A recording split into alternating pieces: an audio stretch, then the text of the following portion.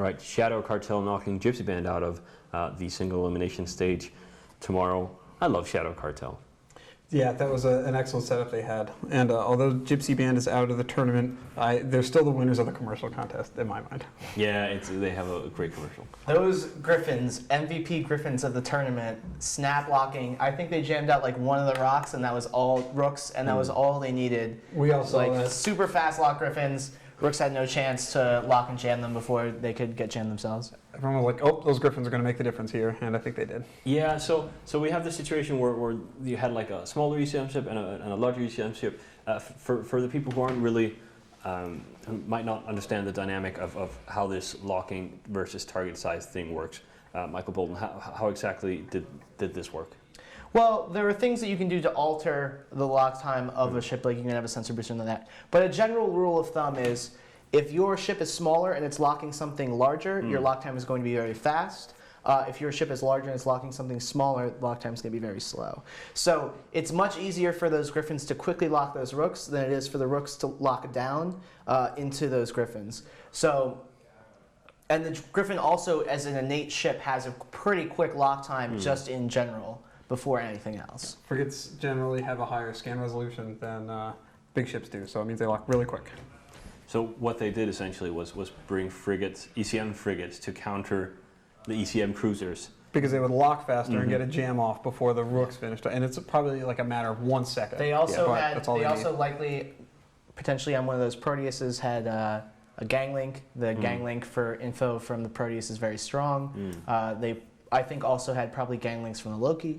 I wasn't paying attention as much as I should have. But, and then the Gypsy Band team only had just the basic Brutix gang link for their jam strength. If they had the difference between that and like a Proteus boost is like worlds apart. So they just didn't go full ECM enough. They went halfway, and you can't go halfway with those ECM teams. It either has to be a very small amount, like 2 Griffins, or a lot, like everything. The issue is when you go with a full ECM setup, a lot of times your DPS gets so bad, you'll end up in a situation like the match earlier today, Goon Swarm's match, where they just couldn't kill anything by the... But this is a match where only the win mattered. So getting points, if you just killed 1 ship and they killed 0 ships, you win. You make it through, and the other team is out. I really like the high DPS setup that Shadow Cartel bought. It makes for exciting, quick. They basically don't really seem to tank anything. Yeah, They're like they didn't have naked guy with a chainsaw. Exactly. Again, they had no logistics, just all DPS. And naked guy with a gun that fires chainsaws is the thing. Yeah. But still naked. And then and then like a friend who slings mud, like a small guy, like a small midget that prevents the other guy from seeing the chainsaw coming up. I can imagine how impressive that is. Yeah. But anyway, that was very cool. Next, it's suddenly spaceships versus percussive pizza time diplomacy, which is one of the better names. The best name. The best name. And they can both qualify as well. So we have one slot that's secure. If we could get the groups up on screen quickly, we can see the exact standing right now. There we go. So we are currently in Group G. Shadow Cartel, 3 played, 2 wins, which will be enough for them. Then it's the 2nd and 4th place in this group, duking it out. And then we go into Group H. That's correct. The serious group, which I'm also very much looking forward to. Super serious. That group, some would say, is the real deal. The Hell group. H is for hell. H is for serious. All right. Anyway, let's go to CCP Sunset just for a quick minute, and then we'll be back and talk more about features this winter. Well, here we are in the commentary booth. Seems that some deal has been brokered between Kill2 and Percussive Pizza Time Diplomacy. What on earth's going on, guys? So not only do they have the best name, they also offered to buy us pizza. Wow. So if anyone else wants to bribe the commentators to get nice things said about you. Like maybe something to drink? Well, you need mildly intoxicated for that. I'm pretty sure that if they offered to send us something that to wash it down? Mr. Zastro might actually retch at the concept of more booze after last night. But while we're here, and while you're eating pizza, let's talk about capacitor. All right. Well, the more pizza we eat, the more energy we have. Oh, those are spaceships. Well, Capacitor is like the pizza of spaceships, really. Okay. You need it to do anything else. It So kinda it looks fuels like your a ship. little pizza, It allows you actually. to do things. Like as you It does, take yeah. a little slice. A pizza right in the middle of your screen there, at the bottom. But it's what's used for all the modules on the ship, or most modules. Some weapons don't use it, but your tanking modules, hardeners, propulsion mods, they all use cap. When you run out of it, your ship is in a lot of ways dead. It's very hard to do anything when you're out of cap. It recharges passively over time, but the main thing people use in the tournament to get it back is a cap booster, which gives you a quick injection. right. And like you're saying, especially for the blaster setups or the laser setups, the capacitor is really dependent for those guns to fire. So if you have a Belger on your team, you take all that capacitor away, they can't shoot. But then again, from Inventar ships, the autocannons can keep going. Yeah, okay, so would you say that ships that are heavily reliant on capacitor for their weapons are probably more vulnerable? They're more vulnerable to that. Yes. But they'll have other advantages. Like for lasers, it's the range. For blasters, it's the DPS, as we saw from Shadow Cartel. Right. Very cool, okay. Now, I have another question that's been asked repeatedly on the forum thread, so I have to bring it to you because, you know, this guy's persistent. Tech 3, if you know you're going down, you know you're going to lose your ship, why don't you eject and avoid the skill point loss? Because that's dishonorable. Dishonorable, you say? Dishonorable. In real My PvP, it's word. fine. Like it saves you the loss of the skill points. In the tournament, though, every second matters. So if you could have been doing DPS for an extra fraction of a second there, and one more volley of your guns, Right. that can turn things. Or if you have the last ship on the field, and then it's perfectly acceptable. So you just go ahead and eject and save those skill points. They are tier 1 skills, so they only take, I think, 7 days to get level 5. Yeah. But in this type of tournament, every single day counts because there may be some Especially other if you skill want you to need. fly right again the next day. Right. But generally, going down in a blaze of glory, you would say, is far more honourable. Well, not only just honorable, but it's actually better most of the time. Yeah. Excellent. Okay, well, I feel like I should let you guys really munch down on that pizza, so we'll head back to CCP Soundwave in the studio. Thank you very much, guys. That pizza joke was awful even by our standards. Yeah. It looks so good, though. All right, it did look good. Let's talk a little bit more about this winter and putting bounties on things. What about... Yeah. I was just going to ask real quick. Is it planning on replacing the bounty hunting system that's currently in place? Yes and no. I mean, in the long run, hopefully yes, but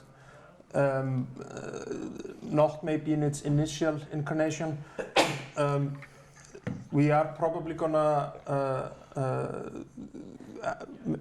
be working on this feature for a couple of expansions, and because we also have to wrangle the existing contract system, which is in many ways a horrible beast.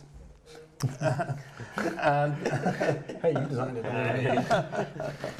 and so there are a lot of things that need to be worked on to get this where we would be happy with it. So it's gonna take probably a couple of expansions, but hopefully at the end of it we will have at the very least a much more robust bounty system.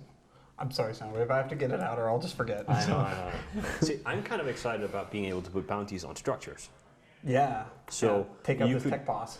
get someone else to shoot posses for you, or get someone else to shoot, because you guys did internal bounties on customs offices. Yeah, we did. We I just, mean- pay the average fleet member to go do the work, so the directorate doesn't have to coordinate all that stuff. What was it, 30 million per? Yeah. I mean, Yeah. that's kind of cool. It gives people something to do in their free time if we don't have a FC or a director who's, drawing on a map What else with are a you crayon. going to do in your Armageddon? Yeah. And I also love the concept of us just being like big fat Roman emperors sitting in a throne like, no, kill that boss for me. Yeah. We don't actually have to do any work.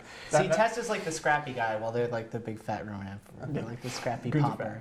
That actually is the third template that we are going for. Is Big fat Roman emperors? yes.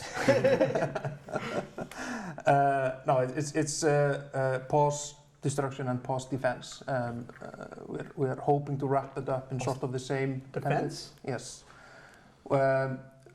When a pause Like a comes out, reinforcement reinforce, yeah. kind of thing? No, it's basically just a contract where it says if this pause is still alive in 48 hours, You get a payout. I'll pay you this. Oh, that's really cool. Yeah, and the other side of the coin then is if this pause is destroyed in 48 hours, I'm gonna pay you this. So that's sort of a more pinpointing, destroying or defending specific locations rather than a more open-ended kill contract, which is just destroy whatever you happen to run into. This is more specific, attack or defend this piece of territory. Now, with that sort of change, is that going to make the big red boat the richest man in EVE Online? It may just do that. It'll be great for him to fly around and make some money. We're almost ready with the next match. I think we're going to get the 2 team cards up on the screen now so we can see. This is a bit of a mixed bag for Percussive Pizza Time Diplomacy. They're pretty much 50-50 and need to win this one. Suddenly Spaceships have done really well. They lost to Shadow Cartel, which is an honorable team to lose to because... Suddenly, no Spaceships. Suddenly no Spaceships. They've beaten Gypsy Band. They've beaten Red versus Blue in the qualifiers. Yeah. Ooh, that's for real team here. Anyway, so we have 2 fairly small alliances because of Pizza Time Diplomacy, looking mostly like a tournament team only. And we're going to go see who's going to win this one. Michael Bolton. Just because their name on there was Percussive Pizza Diploma, Pizza Time Diploma, I'm going to go with them. I think this is a real toss-up. It could go either way, but I want to endorse teams bribing the commentators and staff with food. So I'm going with Percussive Pizza Time Diplomacy on this. Yeah, I'm gonna be opposed. I'm gonna go with Suddenly Spaceships. Yeah, I think I will go with Suddenly Spaceships as well. They look like they're fairly good.